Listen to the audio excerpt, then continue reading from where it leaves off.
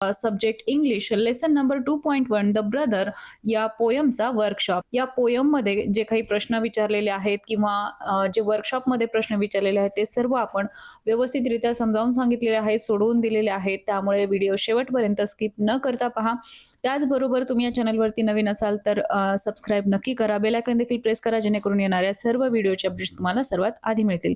त्याचबरोबर प्रत्येक व्हिडिओच्या डिस्क्रिप्शन बॉक्समध्ये ऑनेस्ट, हेल्पफुल अशा बऱ्याचशा आपल्याला लिहिता येतील. सी क्वेश्चन आहे, use the words given below and frame the sentences. म्हणजे आता खालील शब्द वापरून आपल्याला वाक्य तयार करायचं आहे. तर सुरुवातीला दिलेला आहे स्माइल. स्माइल हा शब्द घेऊन आपल्याला सेंटेन्स तयार करायचा आहे. पाहूया, my mother has a sweet smile. तुम्ही अजून दुसऱ्या प्रकारे लिहिलं तरीही चालेल. Brother, my brother helps me in my studies. त्यानंतर आहे river. The river flows through our village. त्यानंतर आहे sea. The sea is very vast. तर अशा प्रकारे आपल्याला या शब्दांचा वाक्यात उपयोग करायचा आहे.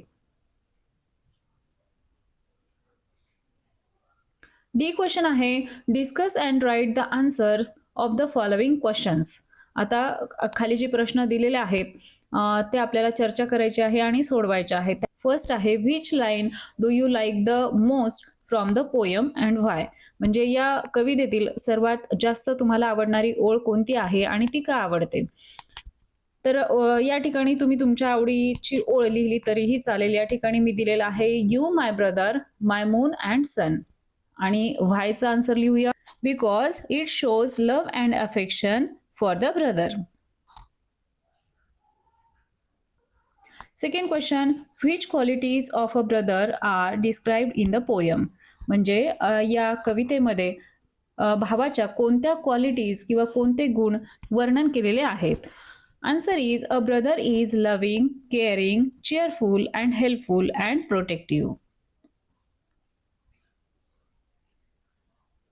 ई क्वेश्चन आहे, कम्प्लीट द फॉलोइंग लाईन्स. खाली काही लाईन्स दिलेल्या आहेत ज्या कवितेतील आहेत त्या पूर्ण करायच्या आहेत. फर्स्ट आहे, when days are dark and nights are long. यासाठी तुम्हाला कविता पाठ असावी लागेल. सेकंड आहे, through storm and sun we walk as one. Third आहे, together strong you and me. Four आहे, in every tear and every smile. F question आहे, identify the rhyming words in the poem and write them. या कवितेमध्ये जे काही rhyming words आलेले आहेत ते आपल्याला या ठिकाणी द्यायचे आहेत. पाहूया, डीप, कीप, वन, सन, पेन, गेन, स्माइल, वर्थवाईल, सी, मी, लॉंग, स्ट्रॉंग. आता या ठिकाणी त्यानंतर सिमिली दिलेली आहे. आपण मराठीत जसे अलंकार वापरतो तसे इंग्लिशमध्ये देखील वापरतात. तर सिमिली हा एक अलंकारच आहे. या ठिकाणी काय दिलेलं आहे पाहूया, read and understand the following sentence. खालील वाक्य वाचायचे आहेत आणि समजून घ्यायचे आहेत. यामध्ये लिहिण्याचा कुठलाही भाग नाही, परंतु हे समजणं गरजेचं आहे. तर पाहूया, या ठिकाणी एक्झाम्पल दिलेलं आहे, the moon is like a silver ball shining bright above us all. आता ह्या सेंटेन्समध्ये, या कवितेतील ओळीमध्ये काय दिलेलं आहे, moon is compared with silver ball. मूनला काय केलेलं आहे, सिल्वर बॉलशी कम्पेअर केलेलं आहे. सेकंड एक्झाम्पल पाहूया, my heart is like a happy drum. आता heart is compared with happy drum, beating fast when fun has come. आता या हर्टला काय केलेलं आहे, कशाशी कम्पेअर केलेलं आहे, हॅपी ड्रमशी. मग आता खाली काय दिलेलं आहे ते पाहूया, when there is a comparison between two different things using words like as it is simile. म्हणजे दोन गोष्टींची जेव्हा तुलना होते किंवा त्यामध्ये लाईक, ॲज असे शब्द वापरले जातात त्याला काय म्हणतात, सिमिली म्हणतात. आलं लक्षात. ही आपली जी पोयम आहे तर यातील मॅक्झिमम सेंटेन्स हे सिमिली या अलंकारामध्येच येतात. जी क्वेश्चन आहे, read the poem and complete the following. कविता वाचायची आहे आणि खालील वाक्य पूर्ण करायचे आहेत.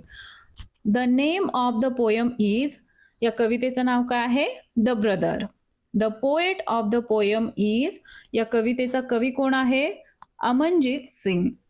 द पोयम इज अबाउट, ही कविता कशाबद्दल आहे? A brother's love and support. Fourth आहे the figure of speech use in the poem is, या कवितेमध्ये फिगर ऑफ स्पीच किंवा जो अलंकार वापरलेला आहे तो कोणता आहे? सिमिली अँड मेटाफर, जो आता एक आपण आत्ताच पाहिलेला आहे. Five the message of the poem is, या कवितेतून कोणता संदेश दिलेला आहे? Love, care and support between brother and sister. तर अशा प्रकारे या प्रश्नांची उत्तरे आपल्याला सांगता येतील.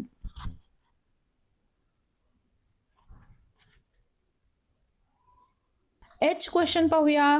Tail your friend what will your brother do, म्हणजे तुमच्या मित्रांना सांगायचं आहे की तुमचा भाऊ तुमच्यासाठी काय करेल. If I get first rank in the class, म्हणजे जर मी क्लासमध्ये फर्स्ट आलो तर माझा भाऊ काय करेल?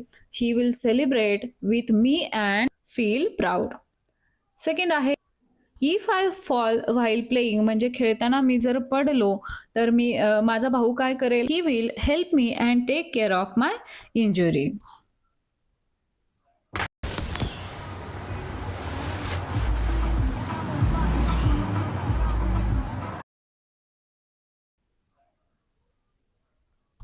आय क्वेश्चन आहे underline the groups of words which indicate simile.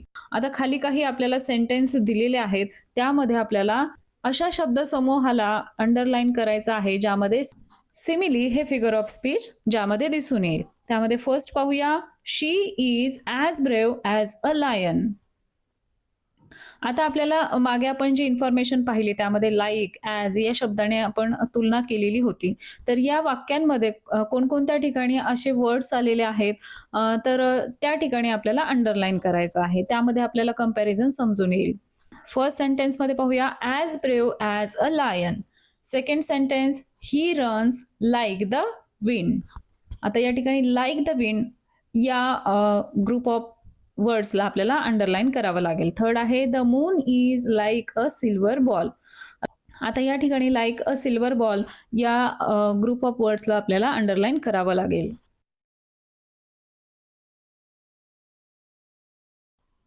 जे क्वेश्चन आहे find and write the examples of simile from the poem. आता या कवितेमध्ये जे काही सिमिलीचे एक्झाम्पल्स आलेले आहेत किंवा ज्या वाक्यांमध्ये सिमिली हा फिगर ऑफ स्पीच आपल्याला दिसून येतो त्या ओळी या ठिकाणी लिहायच्या आहेत. एक्झाम्पल ऑफ सिमिलीज फर्स्ट आहे like rivers flow to the C.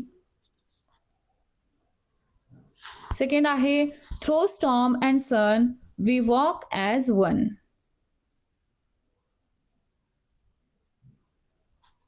आता या ठिकाणी मेटाफर हा फिगर ऑफ स्पीच दिलेला आहे, याबद्दल माहिती दिलेली आहे. Read the following sentences. खालील ही जी वाक्य आहेत ती वाचायची आहे. यामध्ये लिहिण्याचा कुठलाही भाग नाही, परंतु आपण हे समजून घेणं गरजेचं आहे. पाहूयात.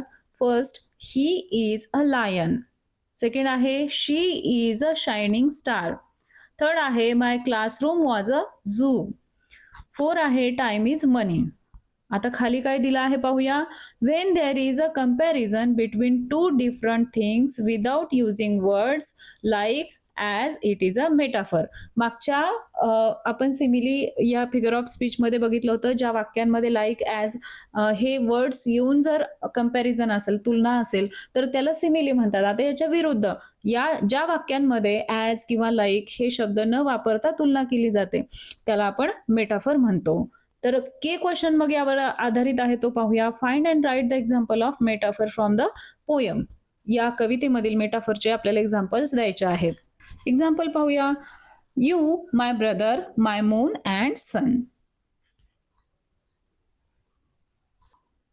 यानंतर पुढचा क्वेश्चन पाहूया. Create a birthday card for your brother. आपल्या भावासाठी बर्थडे कार्ड आपल्याला ड्रॉ करायचा आहे किंवा बनवायचा आहे. आता या ठिकाणी एक सुंदर असं बर्थडे कार्ड बनवलेलं आहे, ज्यामध्ये काही मेसेज देखील लिहिलेला आहे. Dear dada, wishing you a very happy birthday. You are the best brother in the world. I hope you get many gifts and eat lots of cake. I love playing football with you. May you pass your exam with first rank from your loving brother or sister.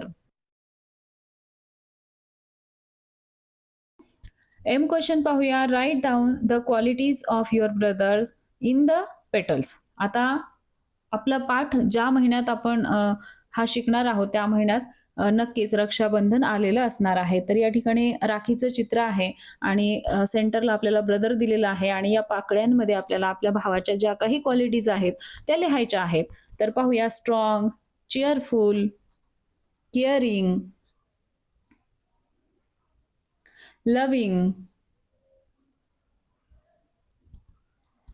helpful, kind,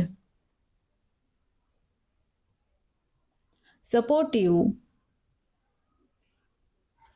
and hopeful. तर अशा प्रकारे आपल्याला ही राखी या क्वालिटीजने पूर्ण करता येईल. आता शेवटचा क्वेश्चन आहे N. Write and essay on my brother using the following points. My brother वरती आपल्याला निबंध लिहायचा आहे. खाली काही पॉइंट्स दिलेले आहेत, ते पॉइंट्सचा वापर आपल्याला करायचा आहे. Points are introduction of your brother, how he cares for you, how he supports you, how you enjoy your time together. तर हे काही 4 पॉइंट्स आहेत. या पॉइंटच्या आधारे आपल्याला हा एसे पूर्ण करायचा आहे. तर लिहूया. My brother. My brother is loving, caring and kind. He always helps me in my studies and takes care of me. He supports me in every situation and encourages to do my best. We play games, read books, and spend happy time together. He always makes me smile and teaches me good habits. I love my brother very much because he